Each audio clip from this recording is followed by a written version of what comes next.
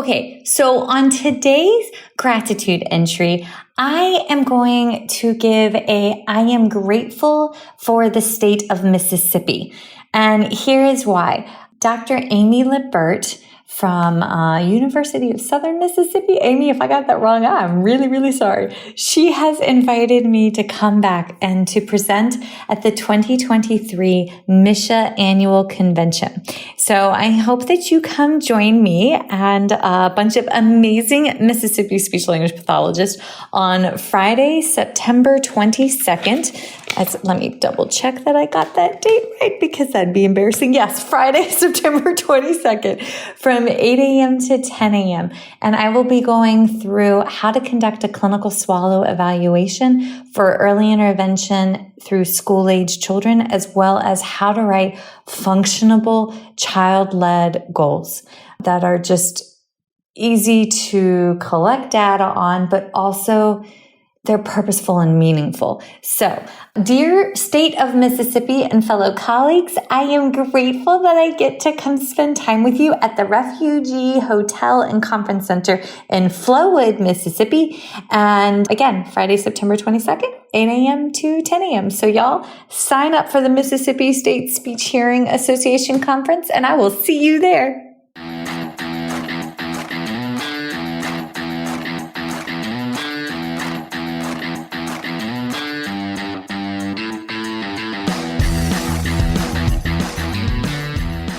Hi, folks, and welcome to First Bite, Fed, Fun, and Functional, a speech therapy podcast sponsored by SpeechTherapyPD.com. I am your host on this nerd venture, Michelle Dawson, MS, CCC-SLP, CLC, the All Things Peds SLP. I am a colleague in the trenches of home health early intervention right there with you.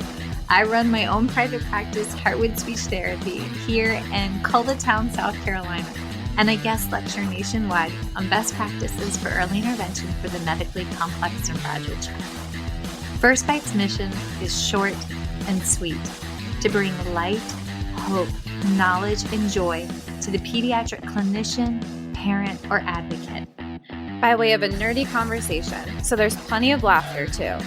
In this podcast, we cover everything from AAC to breastfeeding, ethics on how to run a private practice, pediatric dysphagia to clinical supervision, and all other topics in the world of pediatric speech pathology. Our goal is to bring evidence-based practice straight to you by interviewing subject matter experts. To break down the communication barriers so that we can access the knowledge of their fields. Or, as a close friend says, to build the bridge. By bringing other professionals and experts in our field together, we hope to spark advocacy, joy, and passion for continuing to grow and advance care for our little ones. Every fourth episode, I join in.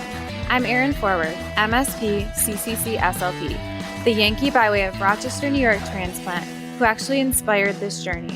I bring a different perspective, that of a newish clinician with experience in early intervention, pediatric acute care, and nonprofit pediatric outpatient settings.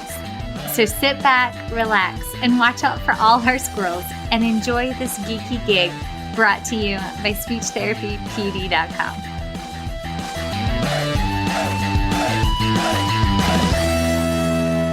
Hey, this is Michelle Dawson, and I need to update my disclosure statements. So my non-financial disclosures. I actively volunteer with Feeding Matters, National Foundation of Swallowing Disorders, NFOSD, Dysphagia Outreach Project, DOP. I am a former treasurer with the Council of State Association Presidents, CSAP, a past president of the South Carolina Speech, Language, and Hearing Association, SCISHA, a current Board of Trustees member with the Communication Disorders Foundation of Virginia, and I am a current member of ASHA SIG 13, SCISHA, the Speech Language Hearing Association of Virginia, SHAV, a member of the National Black Speech Language Hearing Association in Basel, and Dysphagia Research Society, DRS. Additionally, I volunteer with ASHA as the topic chair for the Pediatric Feeding Disorder Planning Committee for the ASHA 2023 convention in Boston, and I hope you make it out there.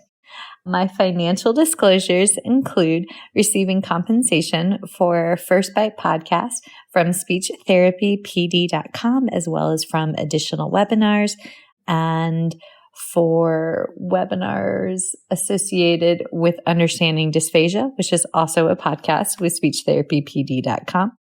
And I currently receive a salary from the University of South Carolina in my work as adjunct professor and student services coordinator. And I receive royalties from the sale of my book, Chasing the Swallow: Truth, Science, and Hope for Pediatric Feeding and Swallowing Disorders, as well as compensation for the CEUs associated with it from speechtherapypd.com. So those are my current disclosure statements. Thanks, guys. The views and opinions expressed in today's podcast do not reflect the organizations associated with the speakers and are their views and opinions solely. Okay, everybody, thank you so much for tuning in to this, what I'm lovingly referring to as a back to school episode. I know some parts of the country started probably 2 weeks ago. My boys are starting in 3 weeks, and this was the longest summer of our lives, but we are thriving and surviving. So on that note, I am honored to have none other than Hallie Sherman. And Hallie, I feel like my Hallie sounds very bluesy, mountainy, twangy, so I'm so sorry if that comes out. You said it right. So you're good. She is a licensed speech language pathologist. And up until the end of this past school year, she was working full-time at a public school in New York, specifically with 5th and 6th grade students. But she also has experience working from preschool to high school. And I know that all of y'all listening out there, we kind of dibble dabble across the life continuum, especially within the peds world. But I am assuming most of y'all know her because she's the CEO behind Speech Time Fun Incorporate. And she has a Teacher Pay Teacher store, a blog, and an SLP Coffee Talk podcast. So she does all of the things, and we're going to get to all of the things. So Hallie, thank you so much for coming on. And what part of New York are you in? I'm in Long Island. If you can't tell by my thick Long Island accent. My future sister-in-law is from Staten Island. And very similar accents, yeah. Yes, but you'd love her. She's a lobbyist. She used to lobby for the National Down Syndrome Society and is like a fierce advocate. And now she lobbies for a mental health association whose name just went out of my mind because of course it did. But yeah, so hi. Thank you so much for having me. Thank you. It's like, I love it when we get to do podcast crossovers. Like, it makes me very excited. So, okay, you work with the big kids. I get them little and we do our things and then we send them lovingly to y'all to do everything that I have shortcomings in, like speech sound disorders. And once we hit 2 to 3 word combos, I'm out. Syntax and grammar are not happening for me. But take us back to the beginning. How did you hear about speech pathology and what made this your calling? I am definitely an accidental SLP. On top of now, like an accidental entrepreneur in terms of Speech Time Fun. I went into college completely undecided.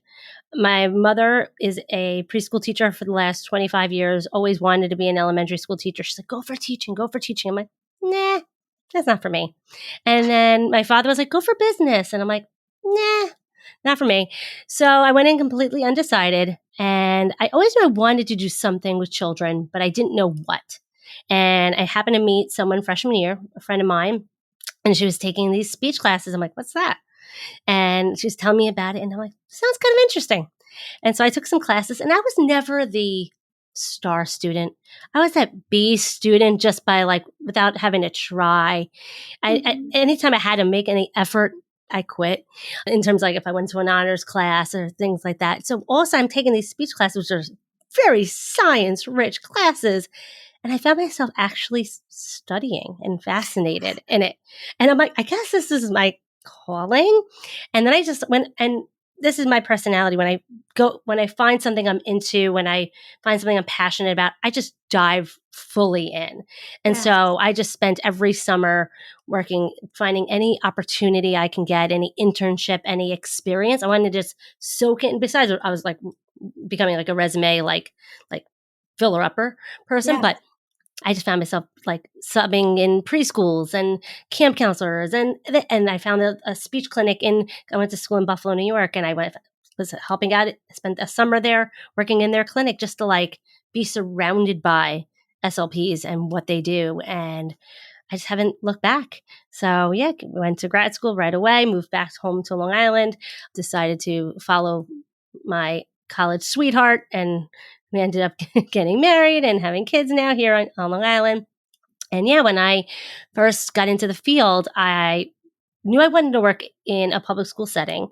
But at the time, the school set it's still very hard to get a school job on Long Island, but I was determined. And I was like, I'm going to do whatever it takes. I'm going to do whatever I need to do. I did my CF in a preschool. Mm-hmm. And then right after finishing up that year, I just put my resume out every single year. And the first year I had a bite and got into a middle school and high school.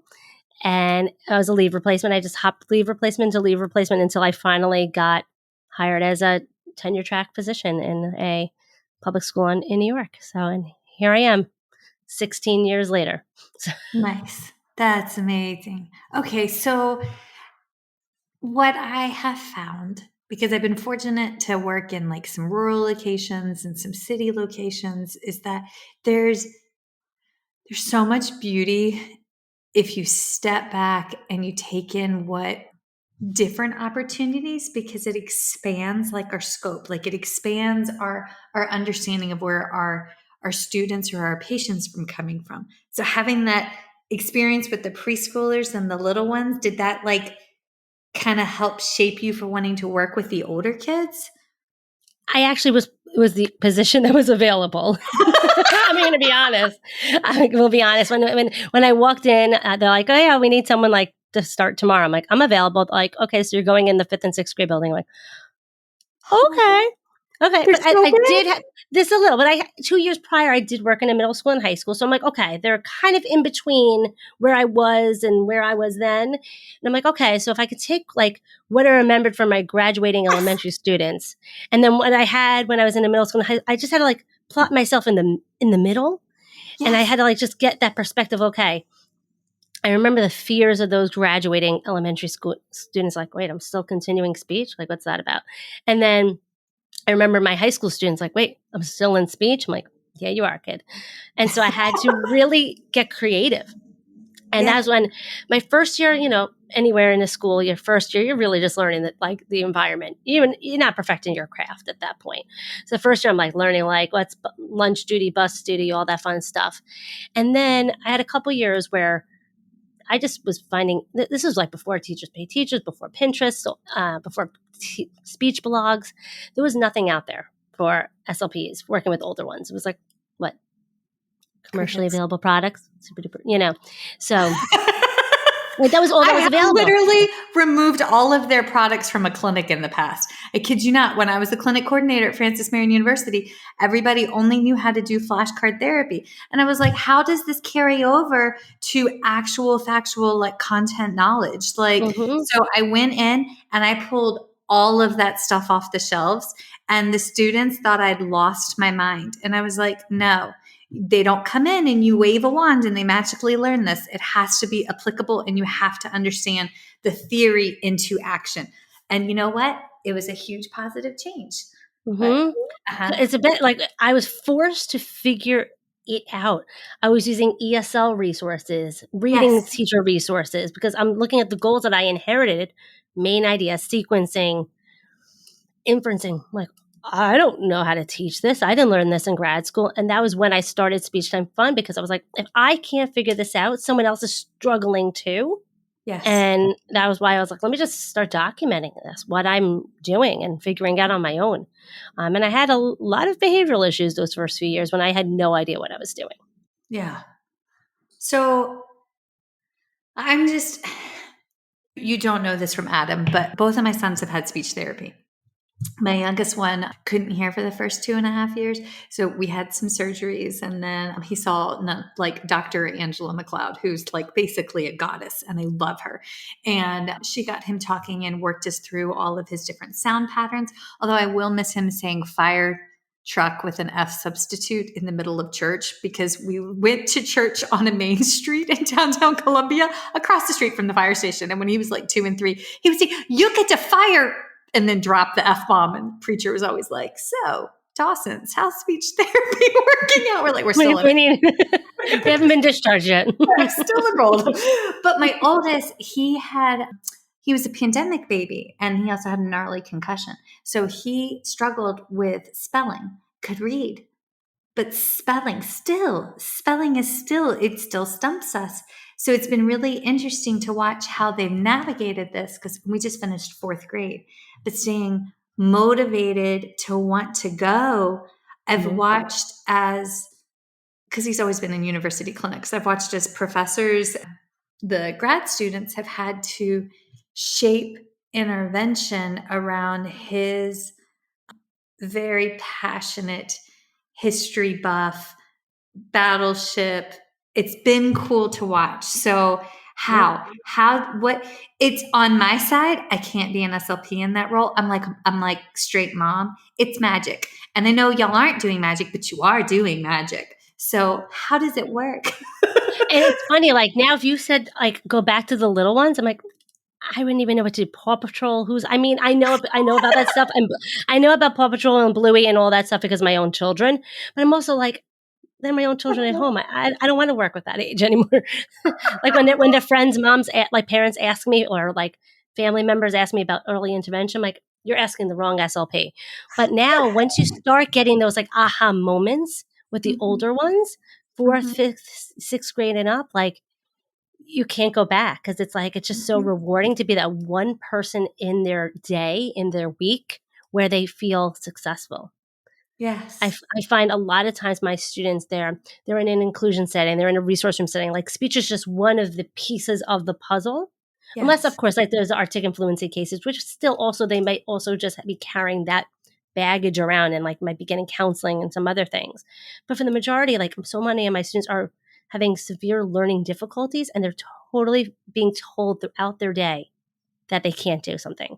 They're being pulled, they're given different assignments, they're being pulled to the back of the room, they're taking their tests in a different, like they're constantly being reminded that their learning is different. When the kids when they're younger, they get to leave the room and get a sticker, they're happy as can be. It's not so cute anymore to leave the classroom with some random teacher when you're a little bit older. They become a lot more aware, and it has that barrier. Yeah. Yes. Oh, I feel this on so many different levels. So then take us from the top. I know folks, just so you know, behind the scenes, I always ask every single guest to send 3 questions they would like for me to ask. And then this is where those questions fall apart because we just get so excited in the conversation. But joy. So I'm going to go back to them. But where do you start? How do you also, doesn't this make you think of like that huge counseling piece? Because ASHA started a SIG 20 for counseling. Did you know they started that? No, I didn't even know that. Yes. That's amazing. It's a special interest group 20, and it's specifically geared for counseling. I haven't joined yet because we've had to buy new toilets for the house. So that's where all my money's going. But eventually I'll join. Toilets. But I feel like that's a huge part of what you're having to do with this age group. A lot of it is not jumping so much into goals and activities in the beginning with them, and even each and every session. I will spend 5 minutes just talking to them. How is your day? Yes. Rapport is essential to get their buy-in. You have to be fun. If you're too rigid and stiff, they're going to not want to work with you. Like, I don't care if you're working with high school seniors. Be okay with some Jenga falling on the floor and some students walking by. It's okay. Like, have some fun. Like, I've stood up and I've done the floss with my students. Like, they've taught me how to floss or bottle flip, and done. Teach me how, guys. I don't know how to bottle flip. That's a sequencing lesson. There's so many things you can work on while they're teaching you how to bottle flip. Yes. But you're letting them learn through play. And we know from research that if they're learning something through play, they're going to learn it quicker and in less repetitions or learning cycles because they're fully engaged. Play. Mhm. There's also a journal article called Play something or another, but it's a it's like a research publication on the power of play, which just makes me tickled pink that I And just won't go because back. they're older, they're still children. Yes. They still have Yes. interests. Their interests might be different. It might not be Bluey. It might be bottle flipping and TikTok and whatever the Fortnite, Roblox, whatever it is. Find out what it is, learn about it, play around with it, ask around, let them teach you. Like, and it's okay. I also like to focus on their strengths. So many times they're being told what they can't do by just spending a session in the beginning with them, being like, hey, what are you good at? And talking about it. Letting them know know their goals. Having them create their own goals. Maybe their goal for the year is to ask a girl to prom. Maybe their goal is to get on the soccer team. It doesn't have to be speech related, but we can incorporate it or even just ask about it throughout the year. So how often do you find that older students are actually aware of their goals? Oh, never. I have to tell them. And even if I told them in September, I have to remind them to like every month. Yes. Okay. So if they're not aware of what their goals are they ever like how do you just say, hey, what is it that you want out of speech therapy, or why do you think you're here? How do you phrase those questions, those conversations? So definitely in the beginning as they're coming and being like, okay, what are some things that are easy for you? What are some things hard for you? And sometimes you can, depending on the students and depending on the groups, sometimes you can just have that open dialogue. Sometimes I have them write it down or journal or fill out like a questionnaire those first 2 days. This way it's like, this is between me and you. No one has to know anything about it.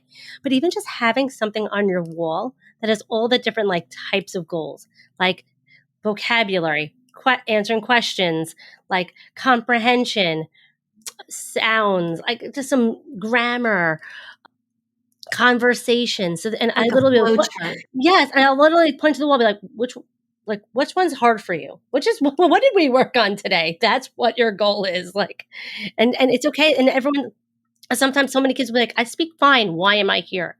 And it's like, oh my goodness, like. Yes, it's called speech, but it's speech and language. I was like, have we ever once worked on sounds? Nope.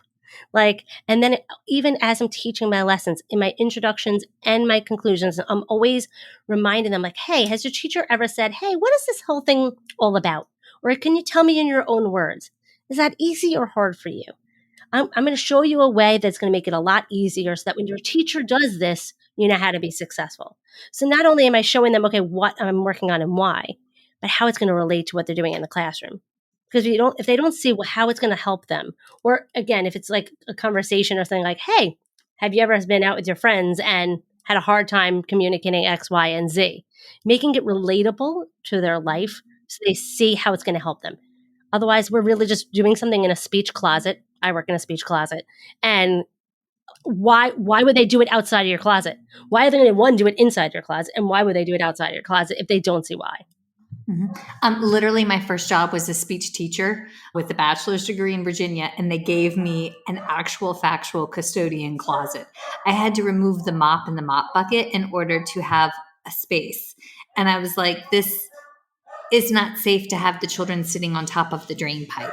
Like, it was like, no. So that was and they're like, well, the last speech didn't have a problem there. And I was like, the last She also speech? she didn't stay. Yeah, but like, how many have you gone through? So like, let's start there and then progress forward. But okay, so then my question is, when you're holding these conversations in the small groups, how many are in the groups? And so because granted, I was a speech teacher, so I was an SLPA back before we had like certified SLPAs. But I personally struggled with how to align the groups so that there was scattershot strengths within the group to kind of like have somebody who needed a little more help, but could also facilitate examples in another child's weakness. You see what or strengths? Totally. And I, unfortunately, schedule based on availability. I try to keep somewhat like level students. Like I'll try to keep like Obviously, I only work with 5th and 6th grades, so it's really only 1 to 2 grades. But I'll try to keep my self-contained students together, or I'll try to not fully mix and match completely. Yeah. But unfortunately, it's not really like everyone with the same goal, but they all can benefit from the same things. They're all working on those same skills in the classroom. So you might not be working like student A might be working on sequencing, student B is working on main idea, but they both need those skills in order to comprehend and go to the next level. Yes. So whoever is who has a strength in that one skill, they can be the role model. They can go first. They can whatever for the other, and they can probably benefit from the repetition and strategies anyway. Let's be real. Yes. If they're with you, they probably can benefit from the repetition and modeling again.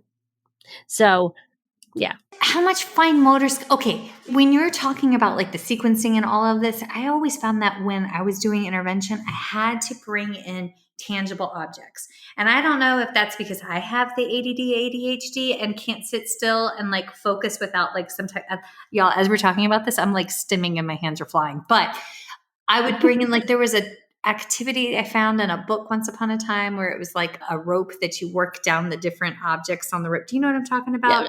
The expanding expression tool. Yes. The EET. Yes. Yes. I love, oh my God, I haven't thought about that thing in years, but I love that. There's like the Brady, the storytelling braid, the story grammar marker, all those types of things. But like that to me was always like, if I brought in that physical activity for the students, I felt like they were more successful with that than just sitting still and stationary. But I mean, this is anecdotal evidence 15 years later.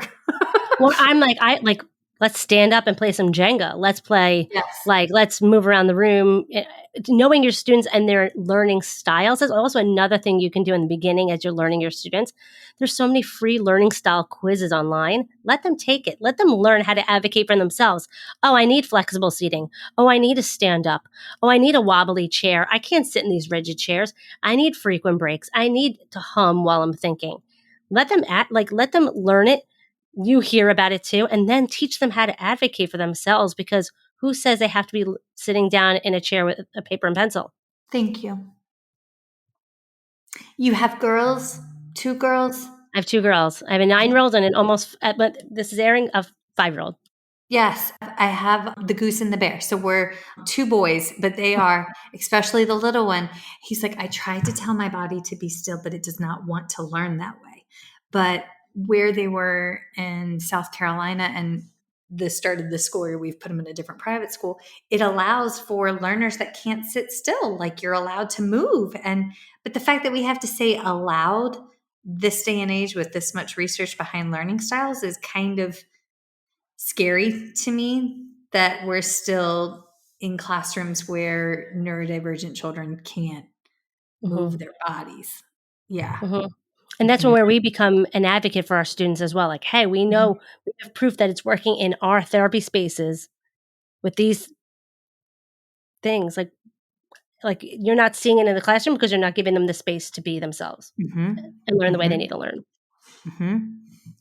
Okay, so how does this tie into their reading levels? How do you tie this in? Because this is outside of my purview. I mean, I know a little bit about reading therapy. We've had some great other SLPs on in the past that have talked about like the Orton Gillingham or the Wilson's Readers, or a really cool approach from a private school in Mississippi. But beyond that, I don't do much with literacy. It's definitely surpasses the 2 to 3 word vocab.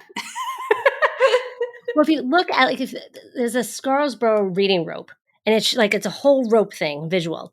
And a part of it is like, okay, language comprehension, background knowledge, vocabulary, language structures, verbal reasoning, literacy knowledge, plus word recognition, which is phonological awareness, decoding, and sight recognition.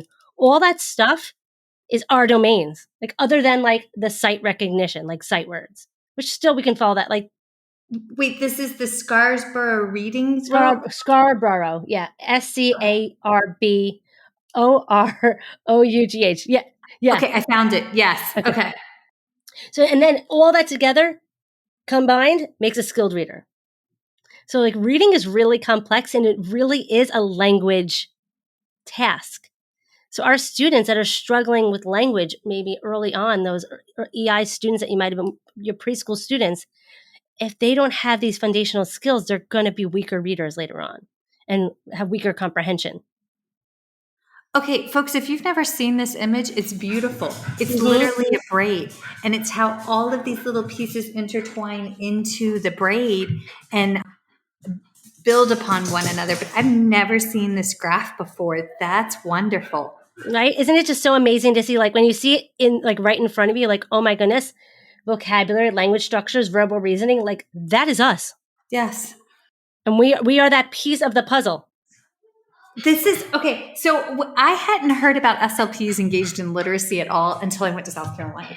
Because where I worked as an SLT, we had the nearby colleges, like the College of William and Mary. Hi, dog. Yes, ma'am. The College of William and Mary, they have master's degrees in literacy, where you just go to school and get a master's degree in how to teach reading. So we had our reading intervention specialist, and reading comprehension, reading acquisition was not covered in my undergrad coursework or in my grad coursework.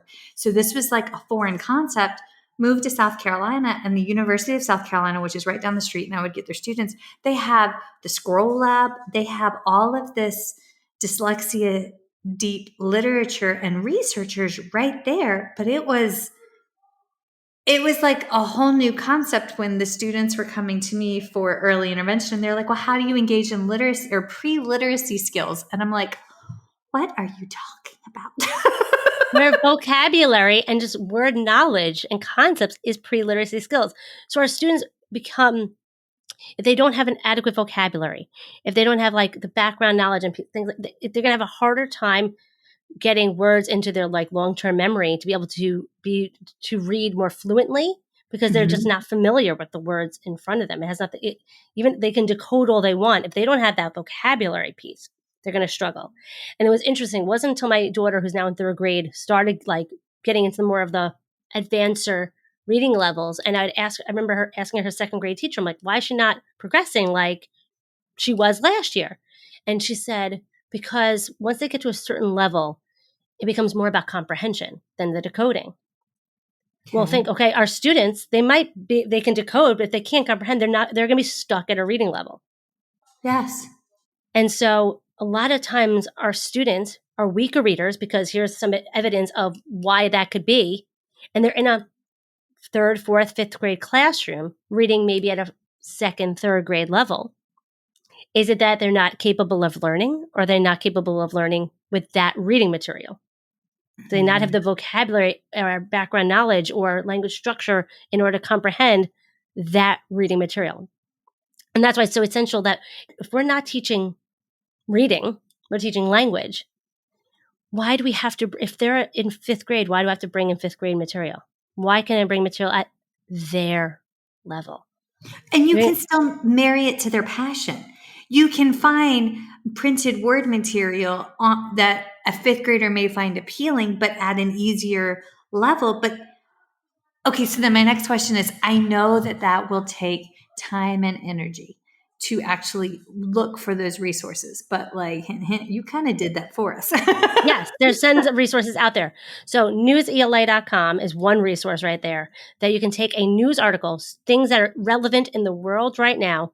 It's a free site. All you need is like a Google login, and you can literally find something like when the World Cup was going on, there was World Cup like articles, whatever is like current, like right, like they are constantly adding things. And you can also search. There's like 5 articles that are old about Fortnite.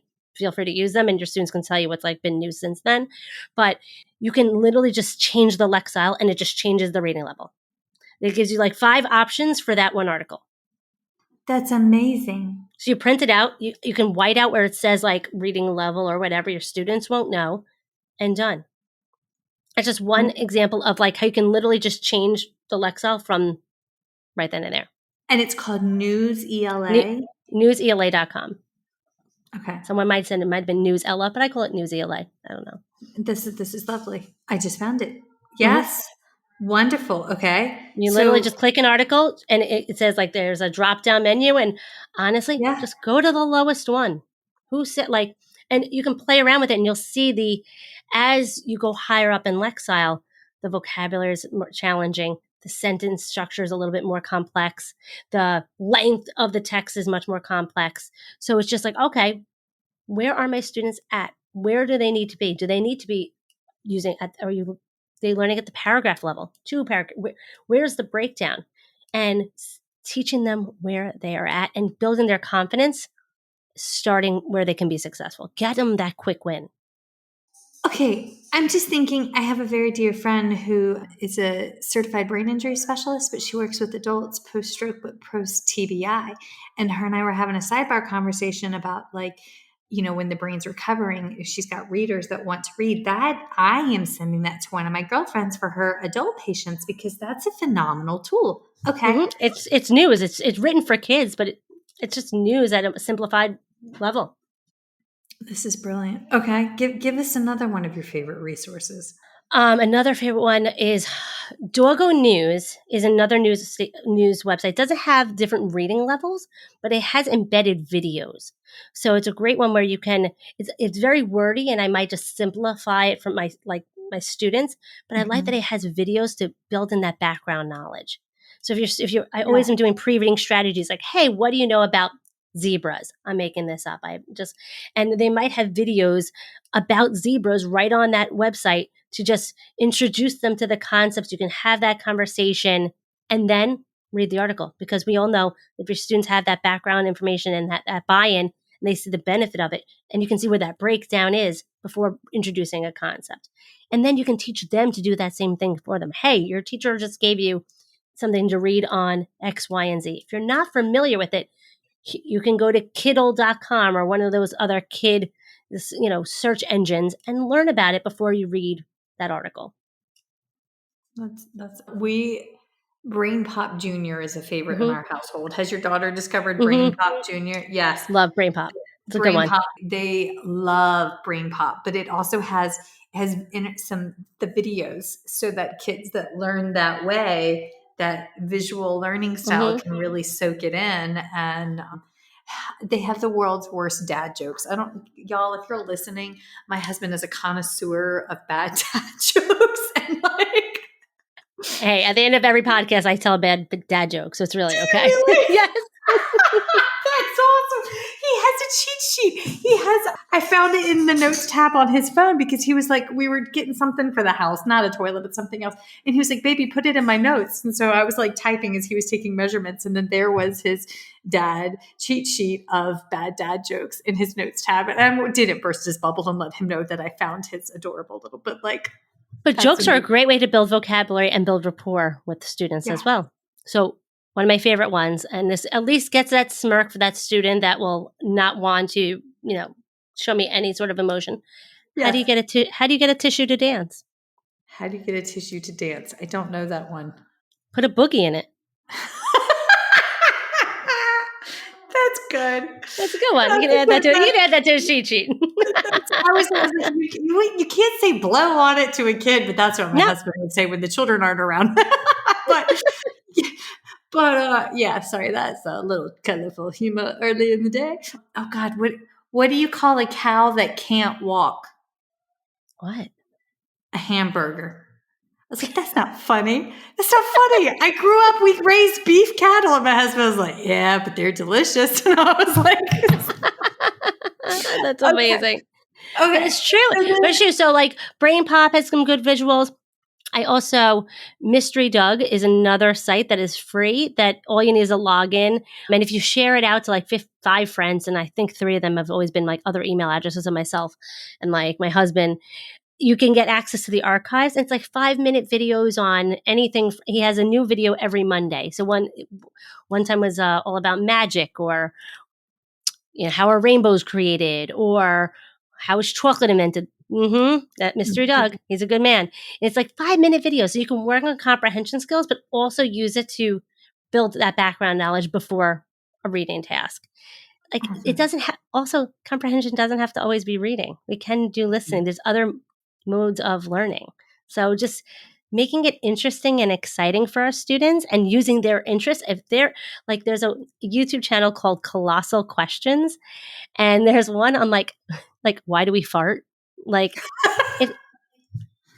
if they're into like, why not? There was one on how is fast food created? I think something on like brain, like why do we get brain freezes? Whatever they're into, like the history of YouTube, just like use it. Why not? Colossal Questions. Yeah, it's a great YouTube channel. Like 3-minute videos. My sweet bear asks colossal questions at least once a day that makes mommy's brain hurt. And I'm just going to turn him onto that one because right now he's on Neil Fun Time, Neil Fun or something like that. And they do science and it's all science questions. But bless his heart, his little 8-year-old self is scattershot on a 5th to 7th grade reading level. And we're trying to keep up and keep pace, but finding something that's still appropriate for his emotional intelligence, that is challenging and has a special place in its own. Okay. So this question comes to mind with the movement towards respecting neurodivergency and autonomy and how that piece takes hold. Because for 5th and 6th grade, you're still below that minimum 14-year transition requirement conversations and that, but you're still building their independence to get to that point where they can have those leadership positions in their IEP meetings and that stage. So how, with this movement towards neurodiversity affirming care, how do you see that carrying over with this age group to like buy in? I know that's a very big question, but wow. And there's something that I see, like we're not fully there yet. I will be honest. Like I recognize it in my therapy room. I find that the schools in general are not there yet. Mm-hmm. They're getting there because of like flexible seating and just more acceptance, but it's still at I see a lot of the expectation of like, let's try to make them like a neurotypical. Let's like try to make them like this. And I stopped writing goals for that long ago because, first of all, is that really benefiting anyone? No. Like I'm not here to change. That's not why they're with me. That's where having them creating goals for themselves. Like, what do they want to get out of speech? What, showing them what we can provide for them, and then letting them help come up with their personal goals. And that's okay. And teaching them to advocate for themselves. Like, hey, I need more time, or I need help, or I don't want to do this. Teaching them like just to reject and to say like is huge. Yes. Is huge. Like, why do they have to? Like, right? So just teaching them that power of rejection, saying, I don't like something. I don't want to do this. I need more time. I need a break. Giving them that permission and the scripts or what have you to give them what they need and to advocate for themselves is huge. So that happens in the feeding world. Like we get the goal from the parents. And so to compare it to my world, in the world of PFD, we may have a child that has limited food options, right? We know picky eating is not a thing. This is not that we can take that and toss it in the chuck it bucket, right?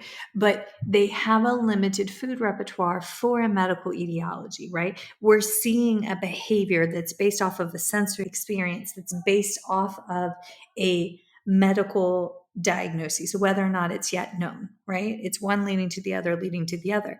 But when we have caregivers come to us in therapy and they say, we want our child to eat this, this, and this, and we say, okay, well, when do you present it? When do you eat it? They themselves may not ever eat it, which is kind of funny to me. Like if a parent's like, oh, we want them to eat more vegetables. Okay, well, how often do you eat vegetables? What vegetables do you eat? But they don't actually eat vegetables. It's not something that's available in the home. That's an unrealistic expectation for me to ask a child. Or if they want a little one to eat a sandwich, okay, I can see the value in wanting them to have breads. Maybe they need carbs for whatever reason, but why am I going to ask a child to eat crust if they don't want to eat crust? I was raised that if you eat the crust on a sandwich, you're going to get a hairy chest. So I purposefully avoided, but I did. I was petrified. And so like, I wouldn't eat the crust on my sandwiches because I didn't want to have a hairy chest like my dad. And it's really funny. I told that to the boys, you need to eat the crust. You're going to get a hairy chest. And one of them was like, well, Dad's got my husband. He's got a really hairy chest. So he eats the crust. And the other one was like, no, Dad looks like he's part werewolf. So like he will avoid. He really does. It's like he avoids. But when I'm in therapy, and we're looking at the goals. And in private practice in EI, you inherit goals written by other clinicians, right? Like it's the same concept of you can get through life without eating crust. You can get through life without eating a plethora of vegetables. As long as you have a few solid good ones, you're well balanced. But like, what is that tiny human's goal? What are they telling you? And that's It's true. Who says like they can get through life without having a conversation on a non-preferred topic? Guess what? They're going to find people that want to have conversations on the preferred topic. They will. They will. Oh my God, I had one little guy who only wanted to talk about vacuum cleaners. I learned so much about vacuum cleaners, and his grandma was like, he's never going to find another friend who wants to talk about vacuum cleaners. Well, he found somebody who wanted to talk about chainsaws, and they would talk at each other, but they bonded talking about chainsaws and vacuum cleaners and trying to make connections between the two. And it was beautiful. That I will always walk away. I didn't really want to learn that much about chainsaws. I saw a scary movie one time. It was kind of scarring, but like vacuum cleaners. Hey, you know what? It's finding that connection piece and showing them like, hey, it's okay. And here's how to advocate for yourself and teaching other students around them. Like, it's okay. Like this is how we accept everyone. Yes. But how often do school-based clinicians in your neck of the woods actually get the opportunity to go into a typically developing classroom to talk about neurodivergent conversation patterns and social skills? We honestly don't because we're so busy. What I do enjoy though is, and I might be saying something that I'll regret later, but that's why I do enjoy like lunch duty and things like that because I get to see how like just the students in general play and interact and how I see my students interact. And it's an opportunity to just like observe and kind of take a step back and see how, like what's going on. Because so many times we don't see them in their like environments. So luckily, like that's where like, collaborating with the school administrators and school psychologists and the social workers and the school counselors who might have more of that ability to go into the classroom is an opportunity to like, hey, like I've been kind of just subtly sending links to articles and stuff to my colleagues. I'm like, I don't want to like be pushy, but you might find this interesting. And I'm just like, you might want to read this because this is what I've been reading up on. Bear's classroom when he was in first grade, he came home and he goes, I have a friend who has the tism like Uncle Matthew, my brother-in-law. And I was like, okay, that's what Uncle Matty calls it, is the tism. So this is just what is unique to Packed Awesome. And I'm like, okay, so he has the tism. He goes, but his tism looks different than Uncle Matty's. He calls it autism, not tism. And I was like, okay, so that's its technical term. And yes. And the little boy, when he was new to the class, came into the class and spoke to the class about, which I just thought this was profound. He had his mom, and him and his mom went through and they talked to the class about how sometimes when he's overwhelmed, he needs to hide under the teacher's desk, right? Because it's too loud or there's something. But I understand it was a luxury of a moment because we were at this lovely little charter school, right? It was very much a Mr. Rogers opportunity. That's, Fred Rogers. But like, sometimes I wonder when we're doing goal writing specific for our patients and the students that we work with, if we truly are going with total access, and there's a technical term for it, the access to equitable access to barriers, the term will come to me later. But when we're looking at the world from that perspective, shouldn't we be going into typically developing classrooms and talking to them about neurodivergent communication patterns? Shouldn't this be part of their core curriculum on how to communicate and engage with everybody? Why is the burden always on the ones that we've been called to serve? I'd like to wave a wand and make that part of mandatory core curriculum, but. And I know my daughter, and I don't know about in the school I even work in, if that really is touched upon, but I know my daughter has come home and was like, Mommy, we learned about like Down syndrome and this and that. She's one time just came home and she's like, it was someone came into my room. I think it must have been the social worker or something, and was talking to them. It was just part of like the SEL curriculum.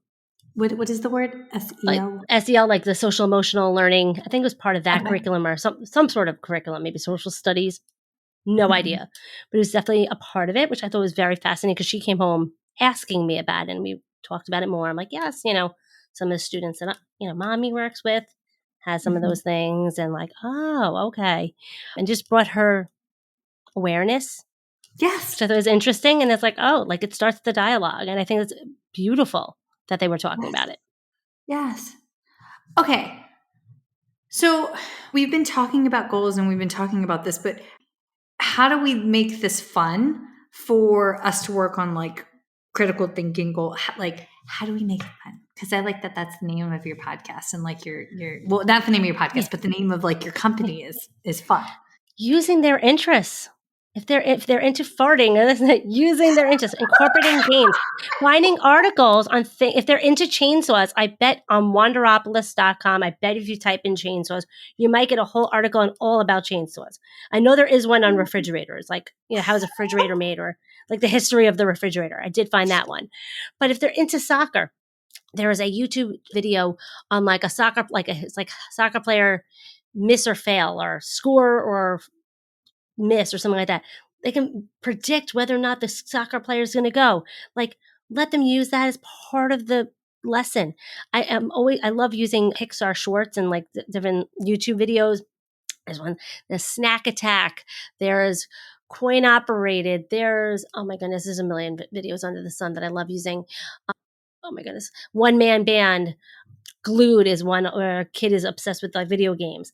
Just using that. I plug those into Edpuzzle, another free site where you can embed comprehension questions. And so like this way you set it up once and you have it forever, and it pauses the video at that moment so you can talk about things, ask the question. It becomes like you get to select when you continue with the video. And it's just the kids love it. They're like, wait, I'm not writing, I'm not reading. No, we are still working on main ideas, whatever we're working on in a way. And also, again, just getting them that quick win, showing them using a graphic organizer, something as simple as that, showing them, and don't use the graphic organizer afterwards because then it becomes like a memory task. Show them how to use it while reading or while watching a video, like any graphic organizer. So say you're working on summarizing. I like using Somebody Wanted But So Then and having them plug in as they're watching the video, as they're reading, so they know exactly how to verbally tell a summary afterwards. So just teaching them that strategy to be successful.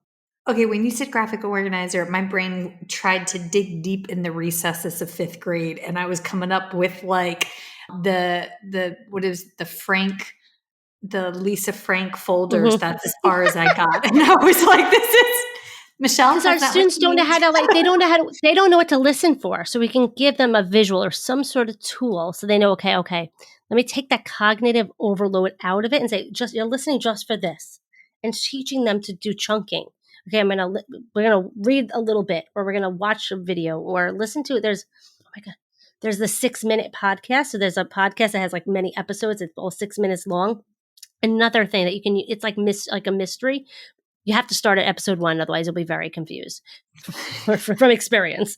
I was like, who are these people? Who are they looking for? I need to start at the beginning. But it's just different modalities, but again, using that same strategy. So whether you're using the expanding expression tool, again, using all these different things that are fun and engaging and motivating for our students. And again, showing them our thinking about our thinking and showing like, this is what I do. If we just give them a tool and say, hey, good luck, let me know how that goes. Let's keep practicing it. And my favorite quote is Albert Einstein. If you do the same thing over and over again and expect different results, it's insanity. Yes. Like we have to, if we're like these students have been exposed to these skills in the classroom and it's not sticking. We have to do a different approach. We have to take that SLP lens. What thing from that rope are they missing? Is it the vocabulary? Is it the sentence structure? Is it the print cons?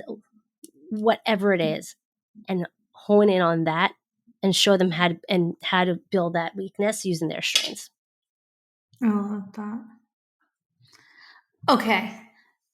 Can we talk about how you took your frustrations at your lack of ability to find product, to find content to meet your students' needs, and you filled the void. You did it yourself. So can you walk us through that journey, kind of like how you became an entrepreneur and then what you have crafted yourself? Because I want to shine your light, because you've done a bloody phenomenal job. So share it. Thank you. Well, again, I found that there was nothing out there for my students' reading levels that was age appropriate. I was finding things like that looked like a second grade activity with cutesy graphics and cutesy topics and bubbly fonts. And I'm like, my students are 12 and into TikTok. They're not into like Sally goes to the amusement park. Also, so my students might not have had some of the background. Like I wanted things that were relevant to my students, their experiences and their interests. So I started creating it. I was like, if this doesn't exist, I'm going to write it. So I started writing things that are about like articles about Nintendo, or take whatever they're into at a simplified reading level, simplified sentence structures, so that they can be successful. I started researching the like graphic organizers and strategies are needed in order for them to compensate for their weaknesses and figure it out. And I started embedding them into my resources. This way, other SLPs don't have to spend hours searching and researching and trying to find it out themselves. Like, here's the article, here's the activity, here is the visual aid, here is the graphic work, whatever I need to teach them how to do it. And I started making it available for other SLPs, because I figured if I needed it, someone else needed it as well. Okay. So I don't know how teachers pay teachers works, because one of my girlfriends left and she was like, honey, feeding therapists typically aren't on there. And I'm like, yeah, I know. So how do people find you? Where is that? So on Teachers Pay Teachers, you can search Speech Time Fun, or if you go to shop.speechtimefun.com, it'll redirect you directly to my Teachers Pay Teacher store, where I have over 600 resources. I lost count after 600, but I've been doing this for 11 years now. And I have everything there. You can search by skill. You can search by a concept. Like I have things on summarizing. I have things on prefixes and suffixes. I have things on working on context clues. I have just comprehension packs. Since I love using videos, I have video companion packs, which I provide the questions for you, so you can ask the questions while watching these fun YouTube videos. So I do data. Yeah. I know people love the data. Are there there's ways to keep track of the data when they're going through? So some of them, like the cheat sheets, have like check boxes and things you can check off as you're going through it. You can mark down right then and there. When it comes to data, a lot of it is also, I really am passionate about the teaching first, data second. I know so I think it's important to spend maybe the first 5 minutes of the last 5 minutes, maybe 2 minutes, to collect your quick data. But again, that anecdotal data is so much more important. What was needed to be incorporated or be shown to them in order for them to be successful? What was it? The paragraph level? Was it was it a story? Was it a visual aid? What did you have to model? Did they need numerous prompting? What was needed in order for them to be successful? So I find that so much more beneficial in designing future lessons and how to tailor it to their needs, and how to tailor our prompting and our guidance and our pace.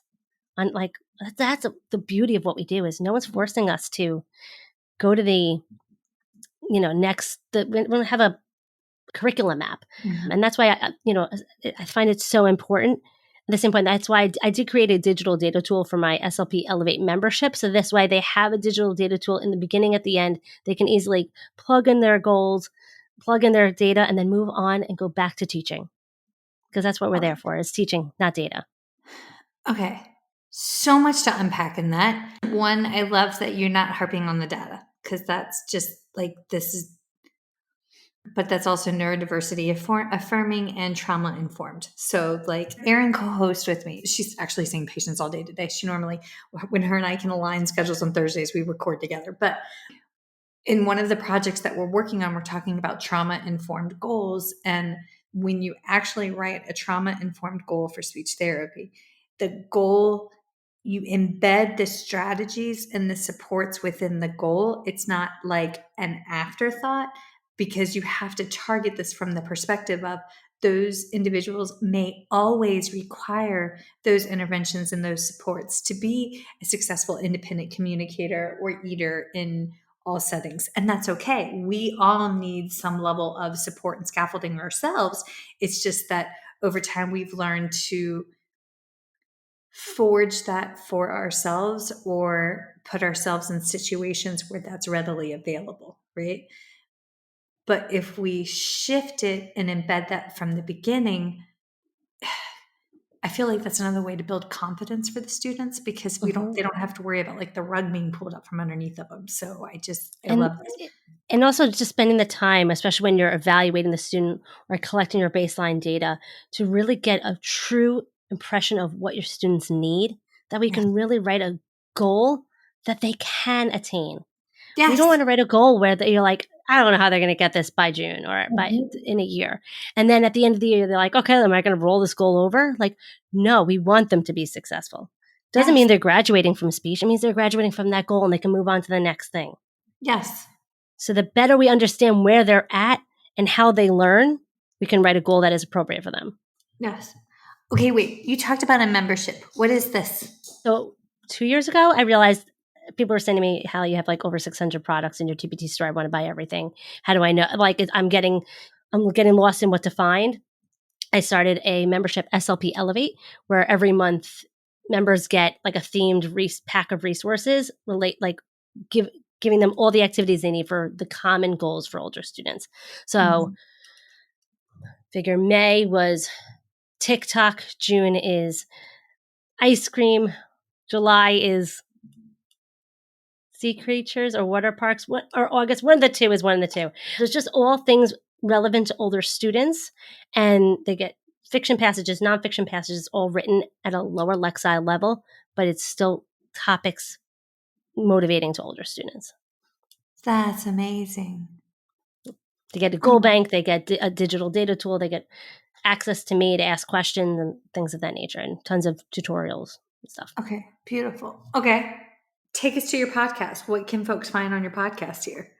Every Monday morning, I provide the jolt of inspiration, like your cup of joe, to get you through your week, including a joke of the week, which you can literally take and steal and place on a wall or a dry erase board for your students when they come in. My students are always looking for my joke of the week, but I have covered topics on all things from keeping students motivated to working on vocabulary. I bring in various guests that all work with older students or just related topics related to the field, and all just fun and motivating and 20 minutes or less. So every Monday morning, you can find me on all podcast platforms.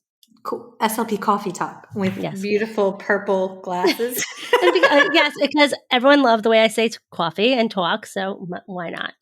I love that. Okay. All right. The question that I ask everybody at the end of the podcast is, it's an I love you note to my grandma, right? Because my grandma raised me, and she always said, all right, so what are you going to do with your love money? Where's your mad money at? Whenever we had mad money, she'd want to go to antiquing, which was a junk shop. Let's be honest. Let's call it what it was. But if you have any love money or mad money left over and somebody wants to tithe it or donate it, is there an organization or a nonprofit or a scholarship you'd like them to send it to? One thing I love to contribute, at least annually or biannually as much as I can, I love to go on Donors Choose and find SLPs around the country that are looking for resources to help their students. And I always try to donate to them. So you can go on Donors Choose, type in speech therapy, and help out SLPs around the country just trying to fund their speech closets or whatever they need. And some people are looking for iPads, color printers, Velcro, books, just different things. So you can find SLPs local in your communities or neighboring communities, or just browse and just can contribute $25, whatever price is, comfortable for you. Oh my gosh. Nobody has, in all these episodes, nobody has said Donors Choose for SLPs. That's amazing. Thank you. You're welcome. Yes. Awesome. Okay. Well, Hallie, thank you so much for coming on. This has been a joy. I am grateful we get to kick off 23-24 school year. Also, doesn't that feel weird to be saying that already? That's really weird. That's really weird. So I'm not even done. I'm not even done with 2023 yet. So this is I don't know how I feel about that. But okay. And folks, if you are on the land of the Instagram, check us out, First Bite Podcast. And Hallie, or what is your Instagram handle? Speech Time Fun. I'm on Facebook, Instagram. I'm on Twitter and TikTok, but I wouldn't really say I'm there. But Facebook and Instagram is really where I hang, and then my podcast. So Speech Time Fun. I mean, I'm on Instagram, but I also have my favorite account. If you ever need something, it's called Round Boys or round.boys.com, and it's spherical animals in motion. It's the greatest Instagram account you're ever going to find. They move and then they fall. Okay. There you go, folks. There's my contribution to today's podcast. Please check out roundboys.com or whatever it is. Maybe not .com. That could go to scary places. It's on Instagram. Okay. Hallie, thank you. Feeding Matters guides system-wide changes by uniting caregivers, professionals, and community partners under the Pediatric Feeding Disorder Alliance. So what is this alliance? The Alliance is an open access collaborative community focused on achieving strategic goals within 3 focus areas: education, advocacy, and research. So who is the Alliance? It's you. The Alliance is open to any person passionate about improving care for children with a pediatric feeding disorder. To date, 187 professionals, caregivers, and partners have joined the Alliance. You can join today by visiting the Feeding Matters website at www.feedingmatters.org. Click on PFD Alliance tab and sign up today. Change is possible when we work together. That's a wrap, folks. Once again, thank you for listening to First Bite, fed, fun, and functional. I am your humble but yet sassy host, Michelle Dawson, the All Things Peds SLP. This podcast is part of a course offered for continuing education through speechtherapypd.com. Please check out the website if you'd like to learn more about CEU opportunities for this episode, as well as the ones that are archived. And as always, remember, feed your mind, feed your soul, be kind, and feed those babies.